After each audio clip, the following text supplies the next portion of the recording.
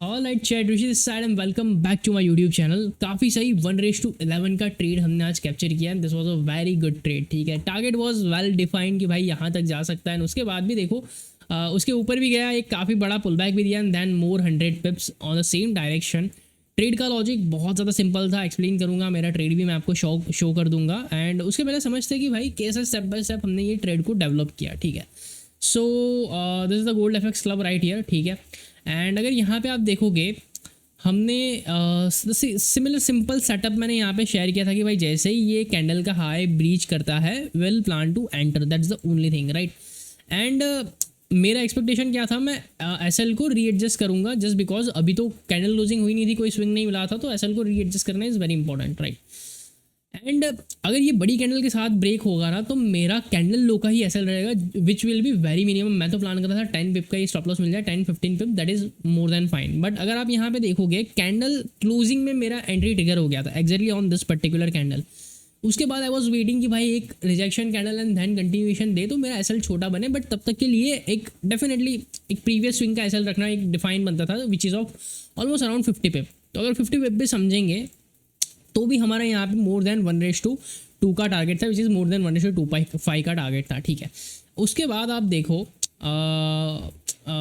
मैंने अपडेट क्या डाला, I trail it once it sustains. तो मतलब कि ये जैसे ही यहाँ पे सस्टेन हुआ ना, मेरी कुछ पोजीशन रन हो रही थी जो मैंने अपडेट कर दी थी ऑलरेडी, जो कि थी ये वाली पोजीशंस। जी मैं पोजीशंस आपको एक बार दिखा देता हूँ जिसमें हमने $1,400 $1,300 इसमें बुक किए एंड $350 इसमें बुक किए। मैं समझाता हूँ हमने कम प्रॉफिट बुक किया एज़ कम्पेयर टू जो इसने डिफाइंड टारगेट दिया था, मैं समझाता हूँ क्यों।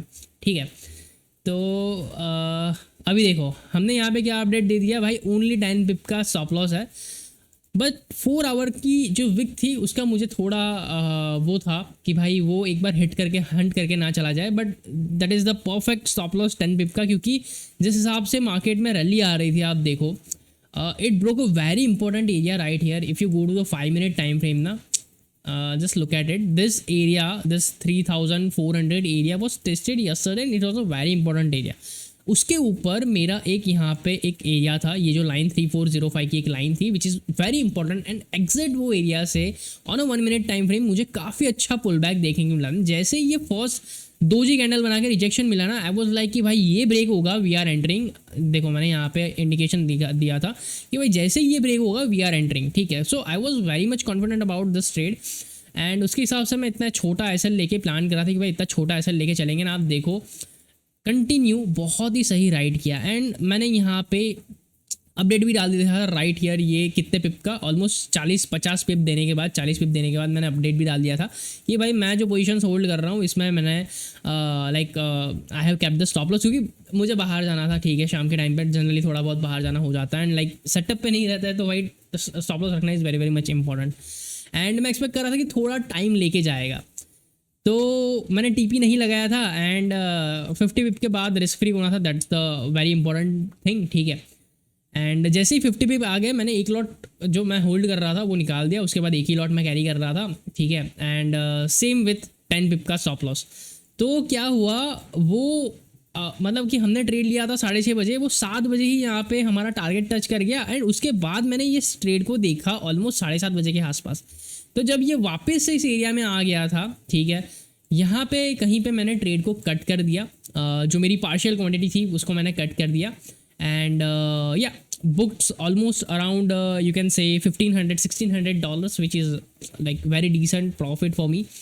अगर देखने जाएंगे तो which is very decent profit for me right. And this was the last update की भाई क्रेजी ट्रेड था एंड अगर उसके बाद आप देखोगे लाइक काफ़ी सही गया है, काफ़ी सही, मतलब ऑलमोस्ट ये आया है 3329 तक। अभी मेरा इंपॉर्टेंट एरिया है समवॉट अराउंड ये सारे जो एरियाज़ है 3344 3350, this are going to be a very important very crucial areas and वहाँ से हो सकता है कि मैं एक रिवर्सल का प्लान करूँ, that's the thing. But yeah so far so good, that's why I am loving gold market भाई, क्योंकि क्या होता है जब आप डायरेक्टली स्पॉट में ट्रेड करते हो ना, इवन आप अगर इंडियन मार्केट में फ्यूचर में ट्रेड करोगे margin requirement much higher, but आपको एक फेयर क्लैरिटी आती है। इंडियन मार्केट में वो चीज़ भी है कि भाई एक मतलब कि क्या होता है ना, 6 घंटे का मार्केट है, उसके बाद gap up gap down hit कर जाता है। यहाँ पे ऐसा लगाओ, स्टॉप लॉस लगाओ and let the trade run.